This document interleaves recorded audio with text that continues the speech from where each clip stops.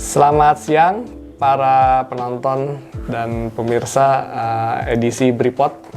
Kali ini kita masuk ke edisi Bripod kedua. Topiknya adalah nanomaterial untuk aplikasi sensor kimia dan juga superkapasitor. Senang sekali kita akhirnya bisa bertemu lagi di edisi Bripod kali ini. Saya kembali perkenalkan, nama saya Brian Yuliarto. Episode yang kita secara rutin tampilkan, harapannya adalah kita ingin memberikan ilmu-ilmu yang bermanfaat dari apa-apa yang telah kami lakukan di laboratorium kami, Laboratorium Advanced Functional Material, Laboratorium Material Fungsional Maju. Tak lupa juga kami ingatkan kepada teman-teman yang tertarik ya, para mahasiswa dan pemirsa semuanya untuk bisa subscribe, like, dan juga komen serta men-share video ini. Dan jangan lupa juga untuk menyalakan lonceng notifikasi untuk mengetahui update terbaru dari perkembangan riset-riset, penelitian-penelitian yang kita lakukan di laboratorium AFM, Teknik Fisika, Fakultas Teknologi Industri, Institut Teknologi Bandung ini. Selanjutnya saya juga sedikit perkenalkan lebih lengkap tentang saya. Saya Brian Yuliarto, saat ini guru besar di Teknik Fisika FTI ITB. Topik riset yang kami kembangkan adalah bagaimana kita memodifikasi material dalam skala nano sehingga fungsi-fungsi dia menjadi optimal. Makanya namanya adalah Advanced Functional Materials Laboratory.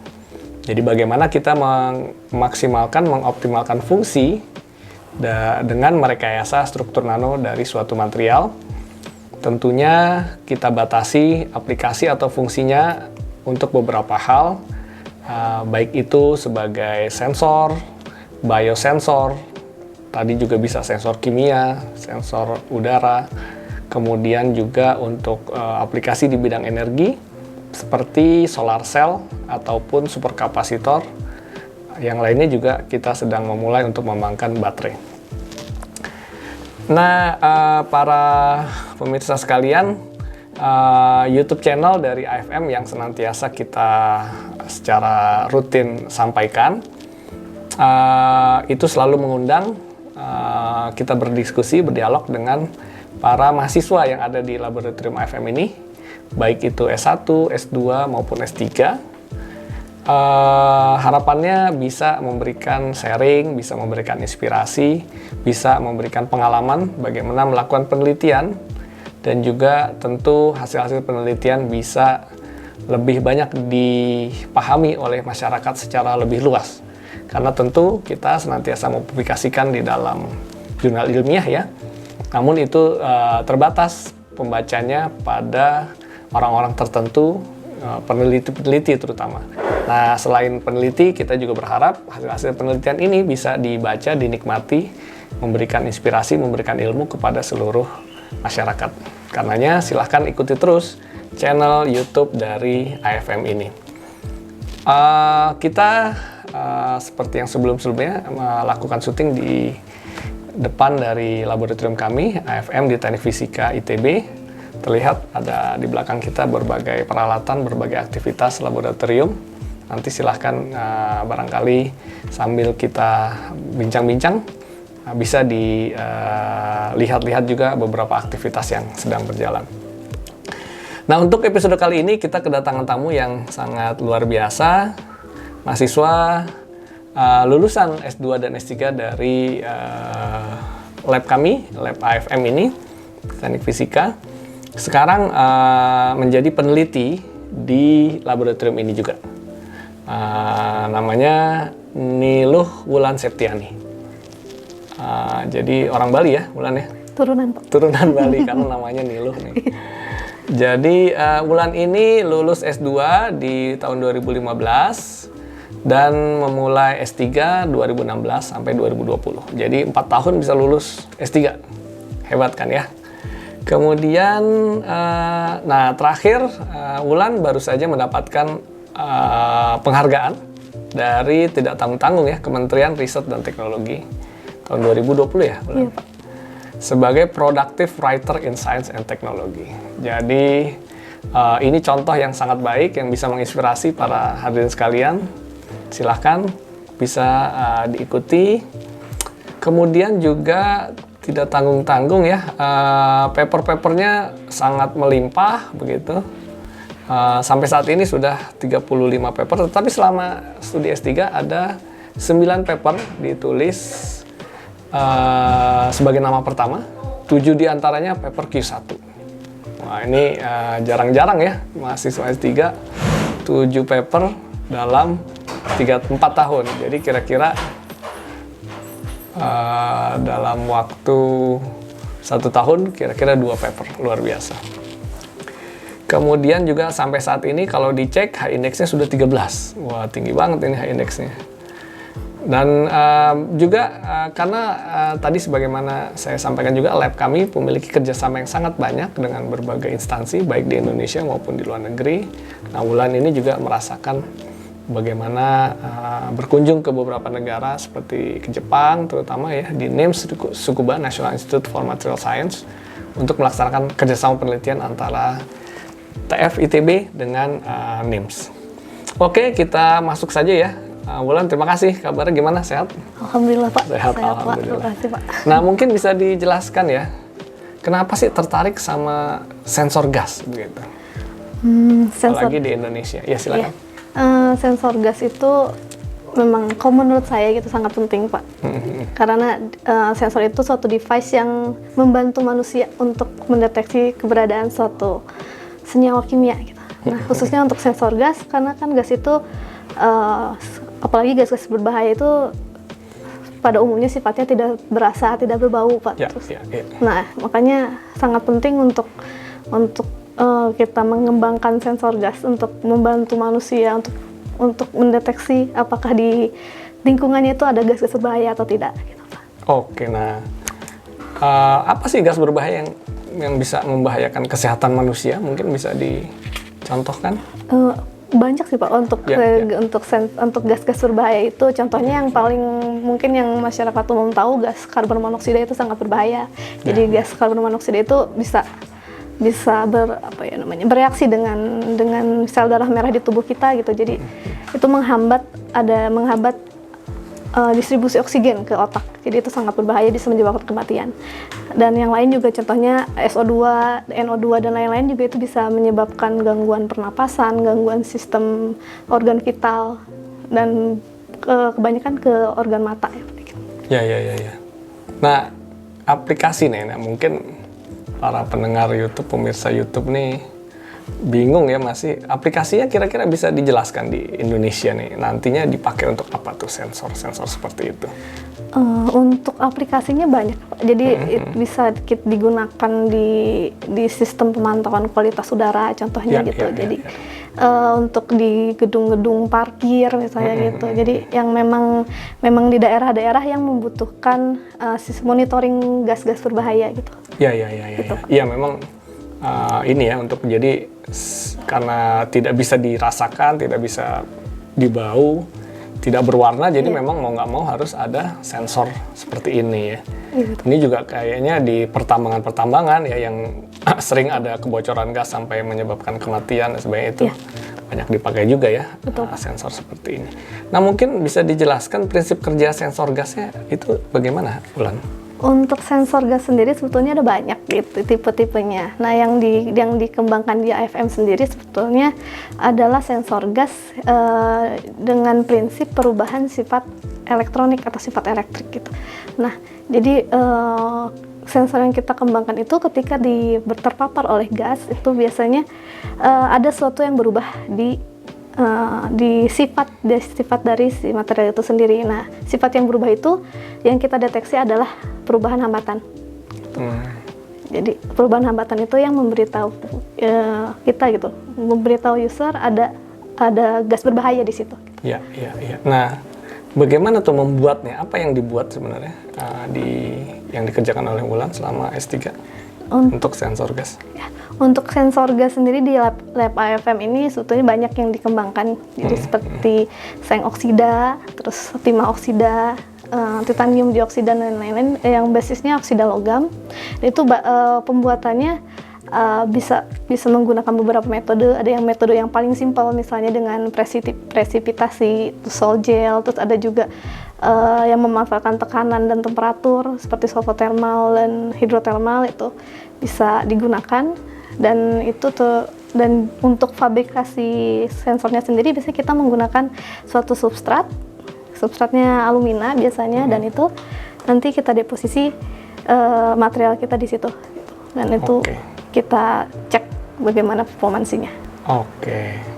Nah, ini kalau untuk mendapatkan sensor gas yang bagus gitu, yang performansinya tinggi, itu rekayasa nano apa yang harus dilakukan pada material ini? Untuk rekayasa nano sebenarnya banyak yang bisa kita lakukan. Contohnya kita buat materialnya itu bagaimana supaya memiliki surface permukaan atau luas permukaan spesifik yang tinggi. Nah, jadi untuk luas permukaan yang tinggi itu penting karena di permukaannya sendiri kan nanti berinteraksi dengan gas. Jadi semakin tinggi luas permukaan, semakin banyak gas yang bisa menempel atau tertangkap oleh material tersebut gitu. Dan juga bisa digabungkan dengan material lain, contohnya dengan karbon gitu, atau dengan metal dan lain-lain. Ya, jadi baik rekayasa strukturnya maupun penambahan ya dengan material lain ya. Betul. Nah, kemudian untuk kedepannya ini kira-kira bagaimana tren di teknologi sensor gas ya dari sisi materialnya, bisa dijelaskan mungkin, Bukan? Nah, untuk tren saat ini sebetulnya masalah terbesar yang dihadapi penelitian di sensor gas ini adalah bagaimana mengembangkan material yang selektif, jadi dia hanya menyukai satu gas tertentu. Selektivitasnya yang masih jadi masalah ya. Dan itu menjadi tantangan sendiri buat para peneliti di sensor gas itu, bagaimana mendapatkan material dengan karakteristik selektivitas yang tinggi. Oke. Nah, ini kan dari hasil-hasil yang dilakukan penelitian ya selama S3 ini sangat produktif gitu ya, ada paper Q1-nya 7. Nah, ini apakah ada kendala gitu ya selama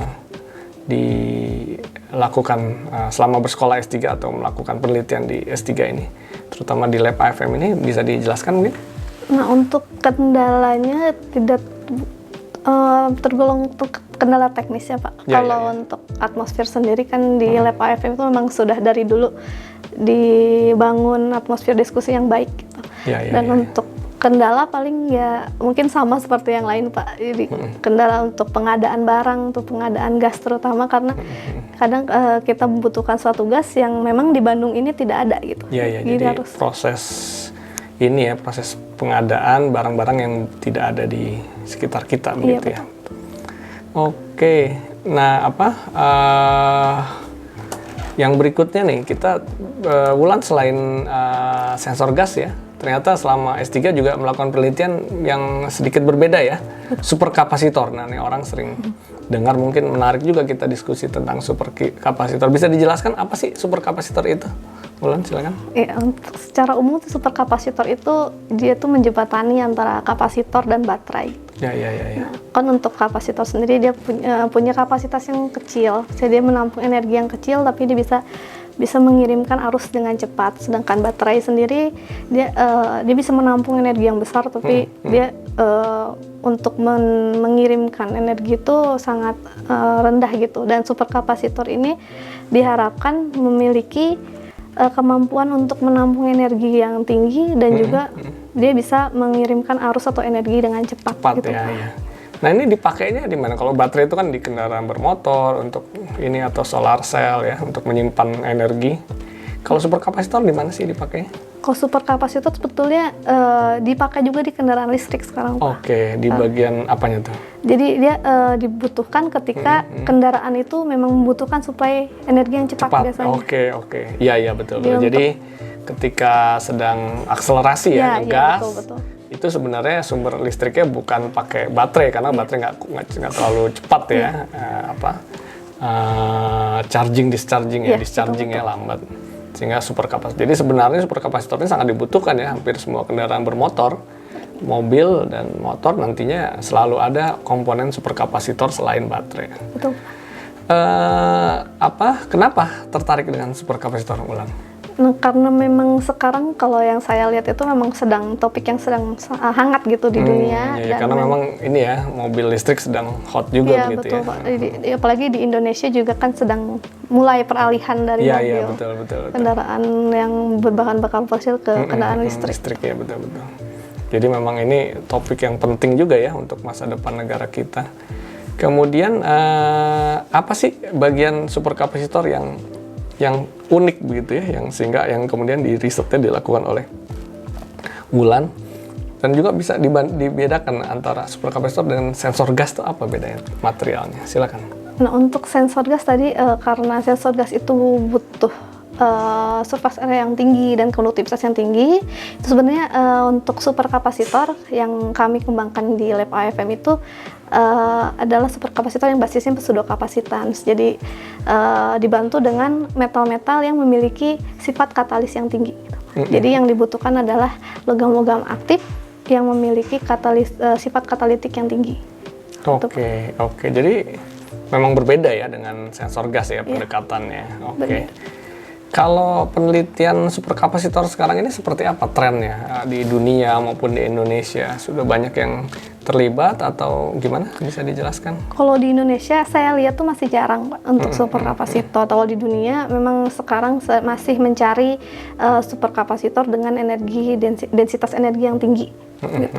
Dan biasanya sekarang tuh sedang dikembangkan, biasanya yang saya lihat itu untuk material-material logam katalis yang basisnya misalnya fosfat, oksida atau hidroksida yang memiliki luas permukaan elektrokimia yang tinggi, dan biasanya mereka mencari material 2 dimensi yang memiliki ketebalan yang sangat rendah gitu, jadi sangat tipis sekali.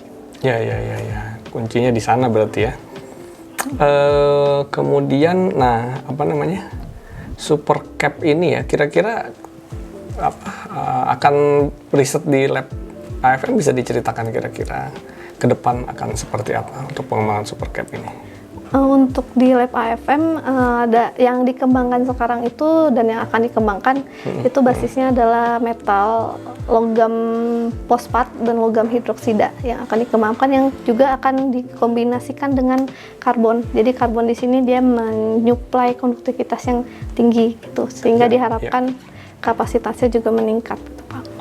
Oke. Jadi sepertinya akan menjadi topik yang menarik ya untuk terus berkembang di masa depan ya. Kemudian, ini Wulan beberapa kali ke Jepang begitu ya untuk bekerja sama dengan peneliti-peneliti dari luar negeri ya. Ini juga tempat penelitiannya bukan sembarangan ya. National Institute for Material Science di Tsukuba, Jepang. Itu satu institut lembaga riset di bidang material yang sangat-sangat bergengsi ya. Top researcher dari dunia tidak jarang melakukan penelitian di NIMS ini. Nah, gimana rasanya mendapatkan kesempatan riset bersama peneliti luar negeri ya yang sangat top di bidangnya? Kemudian bagaimana bisa produktif juga di sana begitu? Silakan diceritakan, Wulan. Ya, untuk ke NIM sendiri saya senang sekali, Pak, bisa dapat kesempatan untuk pergi ke sana, dan memang ITB sendiri mensupport, jadi ada banyak program gitu di ITB yang mensupport saya gitu.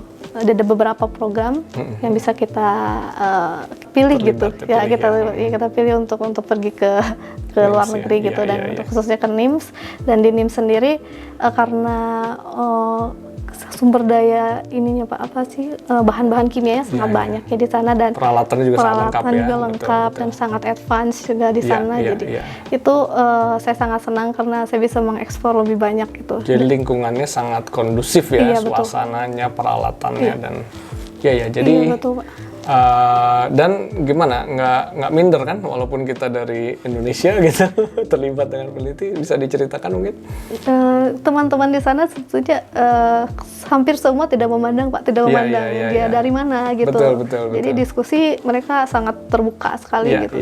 Jadi ternyata memang kita Indonesia tidak tertinggal begitu ya, dan kita juga sudah sejajar ya dengan peneliti-peneliti di top-top di dunia di bidang material science, dan juga bisa produktif ya. Wulan, gimana tuh bisa sangat produktif, Wulan? Bisa diceritakan selama tipsnya atau triknya gimana supaya bisa konsisten melakukan penelitian, mengumpulkan data dan publikasi pada waktu bersamaan? Untuk saya pribadi kan untuk di lab sendiri di lab AFM saya lebih banyak berdiskusi gitu dengan senior, dengan bapak, dengan dosen-dosen lain gitu. Dan untuk kalau di Jepang sendiri juga kalau saya pribadi memang berkomitmen ketika bekerja, memang saya tidak sebisa mungkin tidak membuka media sosial gitu Pak. Memang itu sangat-sangat sulit di zaman sekarang Pak. Jadi memang ya harus... nih para mahasiswa kalian, nah ini harus didengarkan nih, jangan membuka medsos ya, tolong selama bekerja di laboratorium. Oke. Iya Pak, betul. Kemudian ini ya, interaksi dengan peneliti di luar negeri nggak masalah ya, jadi tadi dijelaskan ya, lab kami memiliki banyak kerjasama dengan luar negeri. Kita punya kerjasama sangat kuat dengan University of Queensland di Australia, di Tsukuba juga University of Tsukuba, serta NIMS ya, itu sama juga di Tsukuba. Kita secara berkala mendapatkan kesempatan mengirim mahasiswa S3 kita ke NIMS. Jadi silakan kalau ada yang tertarik untuk join ya. Tadi cerita pengalaman yang sangat luar biasa dari Wulan, bagaimana bisa mendapatkan kesempatan-kesempatan yang sangat baik, dan terbukti performansi mahasiswa kita, kinerja mahasiswa Indonesia tidak kalah ya dengan mahasiswa-mahasiswa yang lainnya di dunia lain, begitu, di luar negeri. Nah, Wulan bisa diceritakan gimana mengatur waktu bekerja ya supaya produktif? Sempat istirahat nggak? Jangan-jangan yang pada takut nih mahasiswa, waduh nanti kalau masuk ke lab AFM nggak boleh main-main gitu kan, nggak boleh bercanda-bercanda, nanti suruh kerja terus, atau nggak pernah istirahat. Silakan Wulan diceritakan. Untuk istirahat itu malah penting Pak. Jadi waktu tidur sih Pak, waktu tidur. Jadi bergadang itu diminimalisir gitu. Jadi memang tadi dilatih, kita tuh dilatih sedikit-sedikit gimana caranya supaya fokus kita lebih panjang gitu. Jadi yang penting fokus gitu ya. Dan fasilitas nggak ada masalah ya di lab kita, memadai semua. Beberapa peralatan juga kita setiap tahun mengadakan peralatan baru, sehingga jangan khawatir, silahkan kalau ada yang ingin merasakan atmosfer penelitian berkelas dunia begitu di laboratorium kita AFM di Teknik Fisika ITB, tentu bisa bisa bergabung dengan kami begitu ya. Nah, kemudian ini nih, kan diundang langsung ketemu Pak Menteri ya, untuk mendapatkan penghargaan Productive Writer in Science and Technology. Nah, gimana rasanya Wulan mendapatkan award seperti itu? Iya, yang jelas senang sih Pak. Iya, senang dan gak nyangka. Senang sekali karena ternyata kerja kita itu dinotis sama Indonesia Pak. Itu Pak yang saya rasakan. Jadi ini tidak banyak ya dipilihnya, hanya mahasiswa-mahasiswa tertentu saja, dan Wulan terpilih dan langsung mendapatkan penghargaan dari Pak Menteri Riset dan Teknologi pada saat itu ya, langsung mendapatkan award sebagai productive writer, karena memang tadi ya datanya luar biasa, papernya sangat banyak, dan jurnal-jurnal juga jurnal-jurnal yang papan atas ya di bidang kami, seperti nanoenergi, chemistry of materials, journal of material chemistry, sensor actuators, small gitu ya, Chem-Sus-Chem, dan saat ini citasinya mencapai 580, baru lulus S3 gitu ya, dengan H-index 13 ya. Selamat ya Wulan, semoga produktif terus nih, cita-citanya bisa tercapai. Kemudian barangkali ada saya lupa, kalau ada pertanyaan silahkan ya mengirimkan pertanyaan lewat Twitter saya, B Yuliart. Saya lupa tadi, harusnya di depan ya, tapi saya umumkan, tapi nggak apa-apa. Mungkin ada yang ingin tanya, semoga pertanyaan sudah saya wakilin tadi ya semuanya. Mungkin ada ini kesan pesan buat para mahasiswa atau calon mahasiswa atau siapapun yang nonton ini, untuk apakah bagaimana rasanya bergabung dengan lab ini dan seterusnya. Silakan untuk teman-teman yang menyaksikan. Kalau kesan saya sendiri di sini, saya Pak campur-campur seneng banget gitu bisa gabung di lab ini, karena ternyata dengan bergabung ke lab ini membuka kesempatan yang sangat banyak gitu untuk saya untuk merasakan riset berstandar internasional gitu, dan untuk teman-teman semua jangan takut gitu ya untuk riset, dan jangan pernah menutup diri dari diskusi-diskusi ilmiah, terus dari ilmu-ilmu lain gitu, walaupun bukan di bidang kita gitu. Karena material itu, riset di bidang material itu memang saling berhubungan. Jadi kadang itu diskusi-diskusi yang bukan di bidang kita pun akan berguna nanti. Jadi jangan pernah menutup diri dari itu. Gitu. Iya, oke. Oke, nih ada yang masuk nih. Satu pertanyaannya adalah bagaimana, apakah kuliah S3 itu menakutkan begitu. Kemudian gimana supaya menambah motivasi supaya, karena katanya lulus dari ITB itu susah begitu. Masuknya gampang, lulusnya susah. Apalagi S3 katanya kebanyakan lulusnya 5 tahun, 6 tahun begitu. Nah, Wulan bisa 4 tahun dengan sangat produktif. Nah, silakan bagaimana supaya nggak pada takut ini penonton. Silakan Wulan. Sebelum kita tutup. Sebenarnya tidak semenakutkan itu untuk S3 gitu, Pak. Jadi jangan pernah sendiri gitu, harus maksudnya kita harus tetap berteman dengan teman-teman lab gitu untuk terus diskusi gitu, apalagi apapun masalah kita tetap kita bisa diskusi gitu dengan teman-teman gitu, jangan dipendam sendiri. Biasanya yang bermasalah itu yang dipendam sendiri ya, ada masalah, apalagi masalah-masalah riset gitu. Ya, jadi memang atmosfer laboratorium tuh jadi kunci. Iya, betul.